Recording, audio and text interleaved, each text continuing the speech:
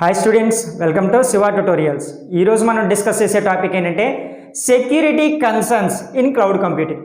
So concerns meaning ఏంటంటే issues or problems. Security issues లేదా security problems క్లౌడ్లో ఏమున్నాయి అనేదే మన టాపిక్.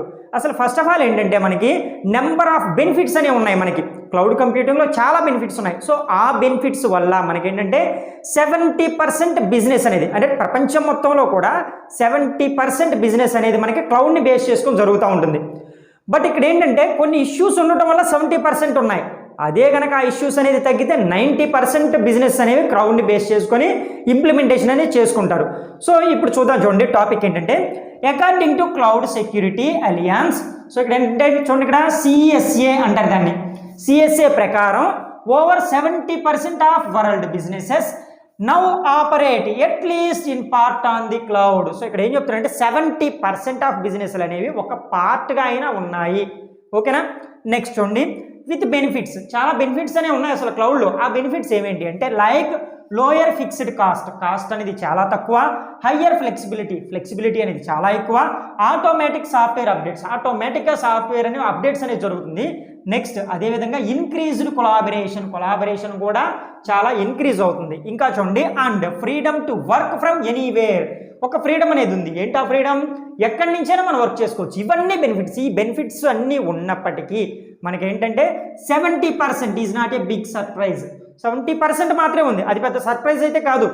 అదే ఇన్ని బెనిఫిట్స్ ఉండి కొంచెం సెక్యూరిటీ ఇష్యూస్ కనుక తక్కువ ఉంటే మనకేంటంటే 90% బిజినెస్ అనేది క్లౌడ్ మీద జరుగుతుంది. ఓకేనా. సో ఇక్కడ ఏంటంటే చూడండి, 70% అనేది పెద్ద సర్ప్రైజే కాదు. ఎందువల్ల కాదు చూడండి, still the cloud has its share of security issues. So ఇక్కడ ఏం చేస్తుంది, కొన్ని సెక్యూరిటీ ఇష్యూస్ అనేవి దీంట్లో ఉన్నాయి. అవేంటి అనేది ఇక్కడ 1 by 1 మనం డిస్కస్ చేసుకుందాం. ఫస్ట్ వన్ వచ్చేసరికి చూడండి, డేటా బ్రీచెస్ అన్నారు. So cloud computing and services are relatively new. So cloud computing అనేది ఇప్పుడు మనకి కొత్తగా ఉంది. సో కొత్తగా ఉండటం వల్ల ఏంటంటే మనకి కొంచెం ఇబ్బందులు అనేవి వస్తుంది. As a some problems on cloud computing to interact with. So interact అవ్వటంలో ఇంకా ఏం జరుగుతుందంటే మెయిన్ పార్ట్ చూడండి ఇక్కడ, with sensitive data being stored online. మన సెన్సిటివ్ డేటా మొత్తం ఎక్కడ స్టోర్ అవుతుంది? ఆన్లైన్లో స్టోర్ అవుతుంది. ఆఫ్లైన్లో స్టోర్ అవ్వట్లేదు, instead of the offline.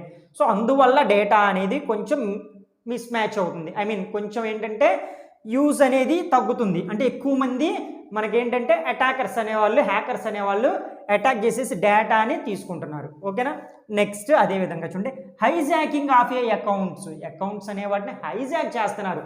So చూద్దాం, attackers now have the ability to use your login information to remember. So ఇక్కడ ఏం జరుగుతుందంటే అటాకర్స్ అనే వాళ్ళు ఏం చేస్తారంటే మీ యొక్క లాగిన్ ఇన్ఫర్మేషన్ని గ్యాదర్ చేసుకుంటున్నారు.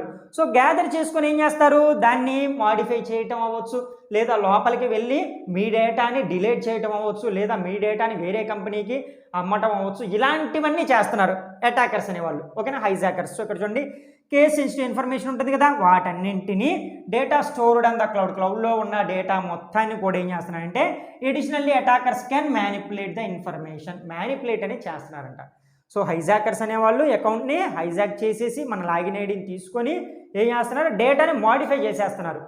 సో ఇది ఒక సెక్యూరిటీ ఇష్యూ. నెక్స్ట్ అదేవిధంగా చూడండి, ఇక్కడ మాల్వేర్ ఇంజెక్షన్ అన్నాడు. సో ఇక్కడ దీని మీనింగ్ ఏంటంటే మనకి చూడండి, malware injections or scripts or code. Malware injections అంటే మనం ఇచ్చే ఇంజెక్షన్స్ కాదు, ఇవి స్క్రిప్ట్ని లేదా కోడ్ని అంటారు. ఈ కోడ్ స్క్రిప్ట్ ఏం చేస్తుందంటే మన క్లౌడ్ సర్వీస్ ప్రొవైడర్లోకి ఇన్సెట్ అయ్యి సో ఏం చేస్తుందంటే మొత్తాన్ని హ్యాక్ చేసేటట్టు ప్రొవైడ్ చేస్తుంది. చూడండి, ఇక్కడ embedded into cloud service that act as a valid instances. So ఇక్కడ వ్యాలిడ్ కోడ్ లాగా అది అనిపించే అంటే యాక్చువల్గా ఏంటిది చూడండి, ఇక్కడ మాల్వేర్ ఇంజెక్షన్స్ అనేది స్క్రిప్ట్.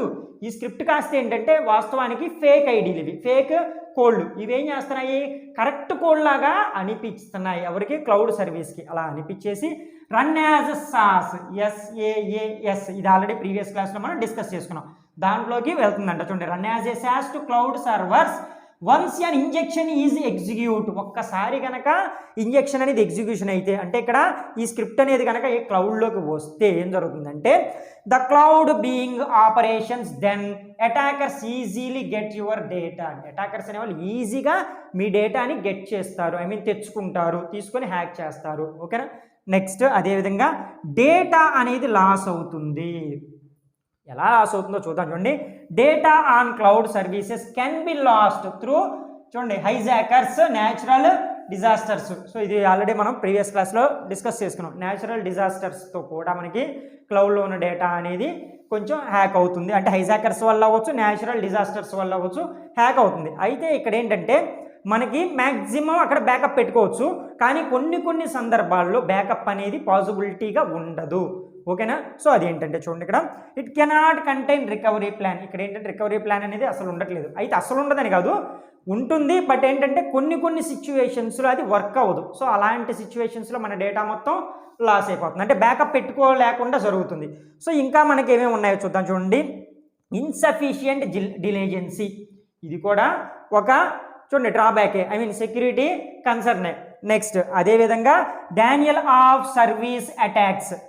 నెక్స్ట్ చూడండి insecure APIs, application program interface అని చెప్తున్నాను. ఈ అప్లికేషన్ ప్రోగ్రామ్ ఇంటర్ఫేసే మనకి సెక్యూరిటీని ప్రొవైడ్ చేస్తాయి. అయితే ఇక్కడ ఏం జరుగుతుంది, దీంట్లో కూడా కొన్ని ఇన్సెక్యూర్ ఇష్యూస్ అనేవి ఉంటాయి, అందువల్ల మనకి ఇక్కడ సెక్యూరిటీ ఇష్యూస్ అనేది వస్తున్నాయి. నెక్స్ట్ అదేవిధంగా అబ్యూస్ ఆఫ్ క్లౌడ్ సర్వీసెస్.